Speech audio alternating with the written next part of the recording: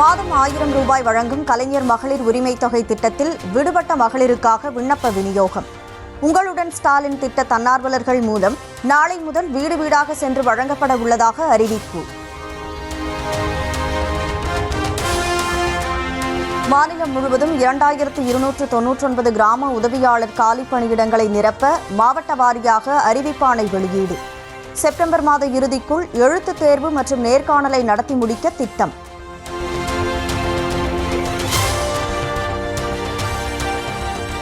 மக்களை வீடு வீடாக சென்று சந்திக்கும் திமுகவின் ஓரணியில் தமிழ்நாடு பரப்புரை இயக்கம். மாநிலம் முழுவதும் 4வது நாளாக அமைச்சர்கள், எம்எல்ஏக்கள் மக்களை நேரில் சந்தித்து பிரச்சாரம்.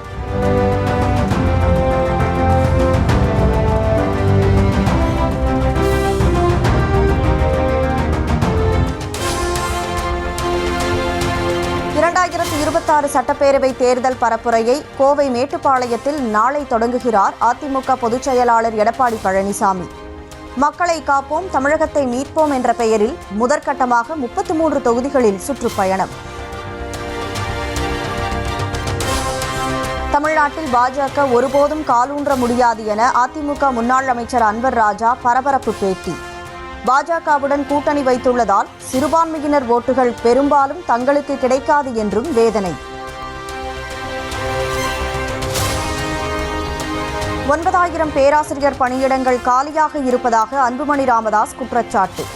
96 அரசு கல்லூரிகளில் முதல்வர்களை நியமிக்காமல் உயர்கல்விக்கு திமுக அரசு முடிவுரை எழுதி வருவதாகவும் புகார்.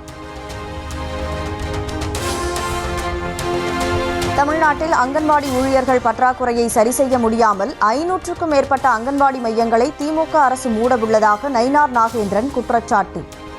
அங்கன்வாடி பணியாளர்களுக்காக கடந்த தேர்தலில் அளித்த வாக்குறுதிகளை உடனடியாக நிறைவேற்ற வேண்டும் எனவும் வலியுறுத்தல். பாமக தலைவர் பதவியிலிருந்து நீக்கப்பட்ட நிலையில் மகன் அன்புமணியின் மற்றுமொரு கட்சி பதவியையும் பறித்தார் ராமதாஸ். அன்புமணி உள்ளிட்டோர் இருந்த நிர்வாக குழுவை கலைத்துவிட்டு தனது தலைமையிலான புதிய குழு அறிவிப்பு. வரும் 8ஆம் தேதி ராமதாஸ் தலைமையில் நடைபெறவுள்ள பாமக செயற்குழு கூட்டம்.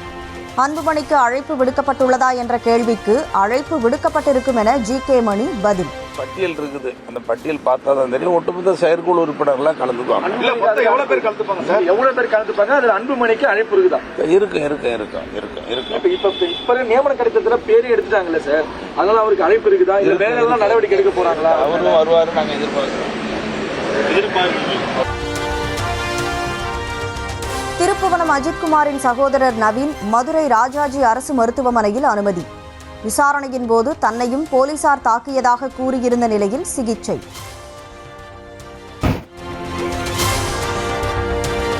ரியல் எஸ்டேட் நிறுவனங்களின் விளம்பரங்களுக்கு கடுமையான கட்டுப்பாடுகள். தமிழ்நாடு கட்டிட மனை விற்பனை ஒழுங்குமுறை குழுமம் உத்தரவு. மீண்டும் முழு கொள்ளளவை எட்டியுள்ள மேட்டூர் அணைக்கு நீர்வரத்து வினாடிக்கு 40,500 கன அடியிலிருந்து 50,500 கன அடியாக அதிகரிப்பு. காவிரி ஆற்றில் 50,000 கன அடியும், கிழக்கு மேற்கு கால்வாய் பாசனத்திற்கு 500 கன அடி தண்ணீரும் வெளியேற்றம். ஒகேனக்கல் காவிரி ஆற்றில் நீர்வரத்து வினாடிக்கு 57,000 கன அடியாக அதிகரிப்பு.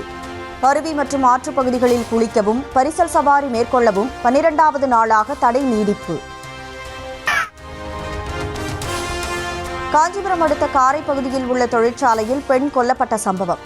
குற்றவாளியை கைது செய்ய வலியுறுத்தி உறவினர்கள், விசிகவினர் சாலை மறியல் போராட்டம்.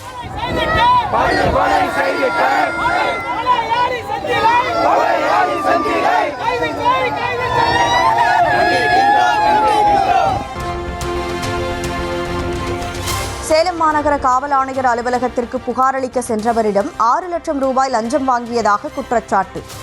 சமூக வலைதளங்களில் வீடியோ வெளியான நிலையில் காவல் சிறப்பு உதவி ஆய்வாளர் அதிரடி சஸ்பெண்ட். வார விடுமுறை தினத்தை முன்னிட்டு சுற்றுலா தலங்களில் குவிந்த சுற்றுலா பயணிகள். குடும்பத்துடன் படகு சவாரி செய்தும் அருவியில் குளித்தும் உற்சாகம். பிரிக்ஸ் மாநாட்டில் பங்கேற்பதற்காக பிரேசில் சென்ற பிரதமர் மோடிக்கு இந்திய வம்சாவளியினர் ஆடிப்பாடி வரவேற்பு. பெற்றோருடன் வரவேற்ற குழந்தைகளை கொஞ்சி மகிழ்ந்தார்.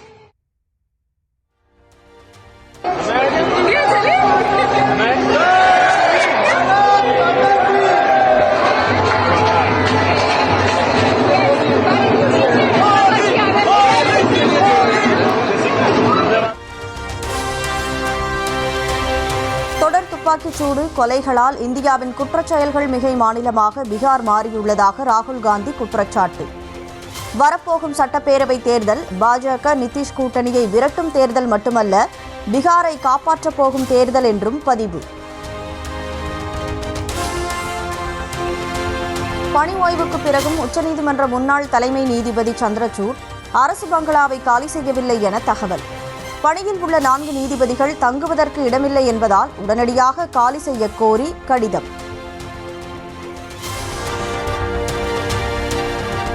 கேரள மாநிலம் திருவனந்தபுரத்திற்கு வந்தடைந்த இங்கிலாந்து நாட்டின் வான்படை தொழில்நுட்ப வல்லுநர்கள் குழு தொழில்நுட்ப கோளாறால் நிறுத்தி வைக்கப்பட்டுள்ள அந்நாட்டின் F-35 போர் விமானத்தை சரி செய்வதற்காக வருகை.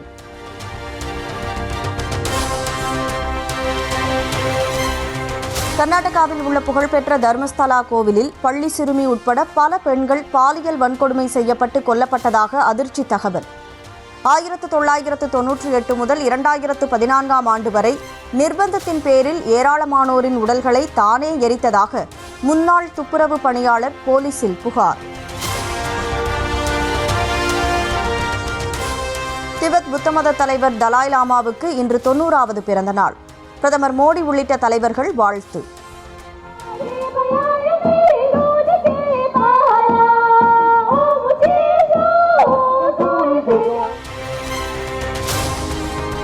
தலாய் லாமா பிறந்த நாளையொட்டி அவர் தங்கியுள்ள இமாச்சல பிரதேச மாநிலம் தரம்சலாவில் கொண்டாட்டம்.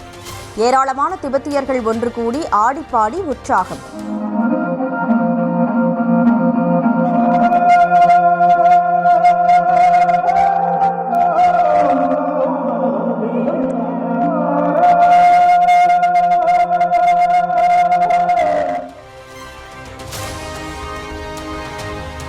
பஞ்சாப் மக்களை வீடுகளுக்குள் முடக்கிய மழை வெள்ளம்.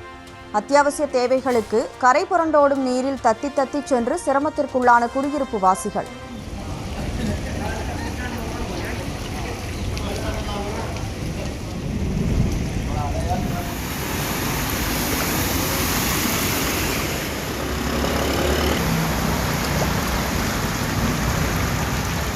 இந்தியா இங்கிலாந்து இடையிலான போட்டியின் 5வது நாள் ஆட்டம் தொடங்குவதில் தாமதம். மழை காரணமாக இந்தியாவின் வெற்றிக்கு இடையூறு என ரசிகர்கள் வேதனை. அமெரிக்காவின் டெக்சாஸ் மாநிலத்தை புரட்டி போட்டுள்ள பெருமழை வெள்ளம்.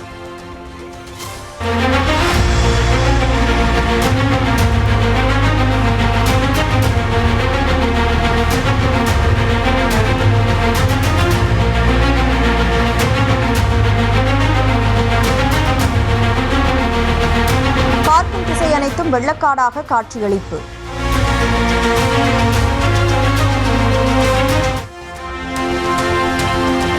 டெக்சாஸில் வெள்ளத்தில் சிக்கி இதுவரை 50க்கும் மேற்பட்டோர் பலி.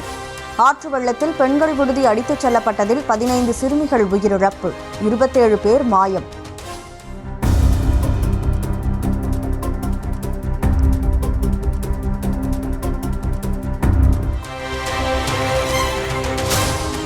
அதிபர் டிரம்புடன் முரண்பட்டு பிரிந்த நிலையில் அமெரிக்கா என்ற புதிய கட்சியை தொடங்கினார் உலக பணக்காரரான எலான் மஸ்க். 2 கட்சிகள் மட்டுமே ஆள முடியும் என்ற ஜனநாயக விரோத போக்கை முறியடிப்போம் என மக்களுக்கு அழைப்பு. இஸ்ரேலுடனான போருக்கு பிறகு முதன்முறையாக பொதுமக்கள் முன்னிலையில் தோன்றினார் ஈரானிய அரசுத் தலைவர் அயதுல்லா கமேனி. எங்களது தலைவருக்காகவே நரம்புகளில் ரத்தம் பாய்கிறது என மக்கள் நெகிழ்ச்சி முழக்கம்.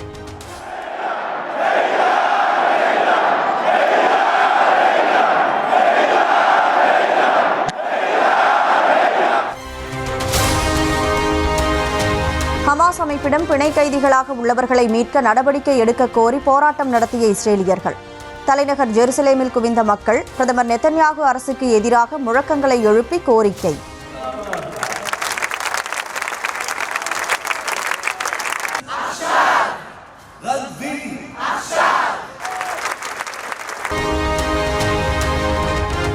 பின்லாந்தில் நடைபெற்ற மனைவியை சுமந்து செல்லும் உலக சாம்பியன்ஷிப் போட்டியில் தம்பதிகள் கலந்து கொண்டு ஓட்டம்.